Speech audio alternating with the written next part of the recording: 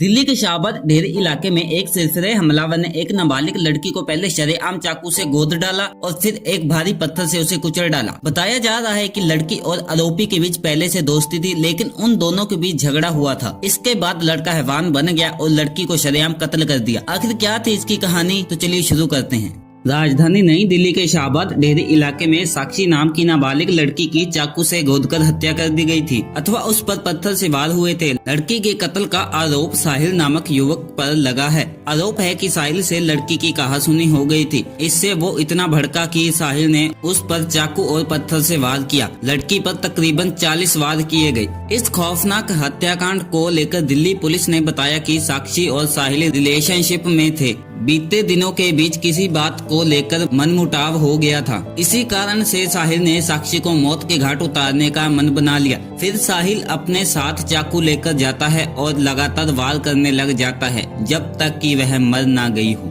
फिर किसी आदमी द्वारा पुलिस को इन्फॉर्म किया जाता है। तुरंत घटनास्थल पर आने को कहा जाता है। पुलिस टीम ने मौके पर पहुंचकर मामले की जानकारी ली। इससे पता चला कि नाबालिग लड़की गली से गुजर रही थी और अचानक एक लड़के ने उसे रोका और चाकू से ताबड़तोड़ वार शुरू कर दिया। इससे मन नहीं भरा तो आरोपी ने पत्थर से हमला बोल दिया। एक शर्म की बात तो यह है कि जब साहिल साक्षी को मार रहा था तब किसी भी व्यक्ति ने उसे बचाने की कोशिश नहीं की। अगर तब लोग थोड़ी सी हिम्मत कर लेते तो वो नाबालिग बच्ची आज हमारे बीच होती, अपने प्यारे माँ बाप के पास होती। एक और ऐसा ही मामला जिसमें लोगों ने नहीं की एक लड़की की मदद, बल्कि बाहर खड़े खड़े उसका रेप होते हुए देखते रहे। सन 1964 में एक बर्बर घटना के बाद हुई। उस साल मार्च में अमेरिकी लड़की किट्टी गैनोविच अपने काम से लौट रही थी। अपने घर तक पहुंचने तक सब ठीक था, लेकिन बिल्कुल उसके घर के सामने किसी ने उस पर हमला शुरू कर दिया और रेप के बाद उसे चाकू से गोदकर मार दिया। ये हमला लगभग 20 मिनट तक चलता रहा। इस दौरान लगभग 40 लोगों ने अपने घरों से सब कुछ देखा। रेप के दौरान 28 साल की युवती चीखती रही, लेकिन किसी ने भी उसकी मदद नहीं की।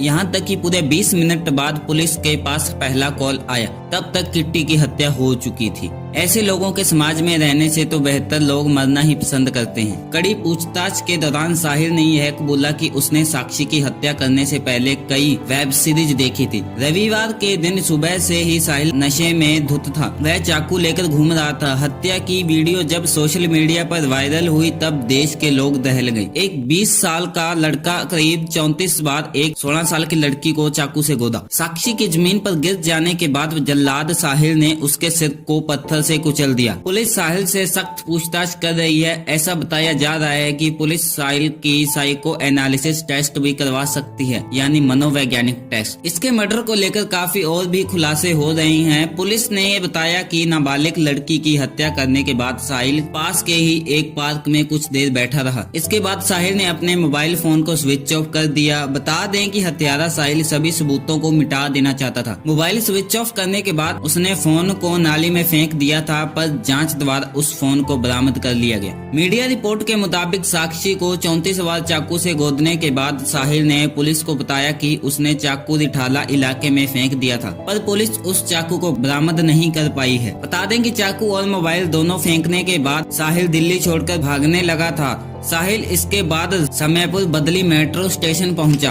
रात हो जाने की वजह से साहिल ने यह तय किया कि वह सुबह में बुलंदशहर के लिए बस पकड़ेगा। हत्यारे साहिल ने रात एक पार्क में गुजारी थी। सुबह होते ही वह बुलंदशहर जाने वाली एक बस में बैठ गया। सूत्रों के मुताबिक साहिल पुलिस को गुमराह कर रहा था। वह बार बार अपना बयान बदल दे रहा था। साक्षी को चाकू मारने वाले साहिल को मालूम था कि साक्षी इस रास्ते का ही उपयोग करेगी आने जाने के लिए, इसलिए वह सुबह से चाकू लेकर घूम रहा था। सीसीटीवी फुटेज के माध्यम से इस केस का खुलासा हो पाया है। साहिल ने बताया है कि वह 3-4 दिन से हत्या की योजना बना रहा था। उसके निशाने पर साक्षी ही नहीं बल्कि प्रवीण और 2-3 अन्य युवक भी थे। उसे 5 लोगों को मारने की योजना बना रखी थी। साहिल ने यह भी बताया है कि साक्षी ने दोस्ती का वास्ता देकर हमला न करने की भी गुहार लगाई थी, लेकिन वह लगातार वार करता रहा। उसने चाकू को हरिद्वार से खरीदा था। फिलहाल पुलिस चाकू को बरामद करने की कोशिश कोशिश कर रही है। इस घटना स्थल पर वारदात से ठीक पहले साहिल एक युवक से बात करते हुए दिखाई दे रहा है। इसमें पुलिस का कहना है कि साहिल पहले इसी इलाके में रहता था, इसलिए वह आने जाने वालों से बात कर रहा था। हैरानी होती है कि 2-3 लोग खड़े होकर देखने लगते हैं जैसे मदारी कोई खेल दिखा रहा हो। हल्की सफेद टी शर्ट वाला लड़का बड़े आराम से जेब में हाथ डालते हुए चला जाता है। वैसे तो गली में पति पत्नी के बीच झगड़ा हो या पड़ोसियों की लड़ाई, लोग इतने फ्री होते हैं कि गाड़ी खड़ी करके मजे लेने लग जाते हैं, पर यहाँ एक लड़की की जान ली जा रही थी और ये सब मुर्दा बन गए थे।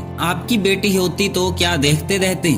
महिलाओं का तो दिल माँ का होता है। अपनी जान बचाकर भागना तो ठीक था, लेकिन एक बच्ची की जान बचाने के लिए कम से कम हमलावर पर पत्थर तो फेंका होता। अगर 5-7 लोग पत्थर मारने भी लगते तो वह हत्यारा रुक जाता और उसे पकड़ा जा सकता था। तो बस आज की वीडियो में इतना ही। आपके हिसाब से इस आरोपी के साथ क्या होना चाहिए, कमेंट में जरूर बताना। वीडियो को लाइक करके चैनल को सब्सक्राइब करना मत भूल जाना। धन्यवाद।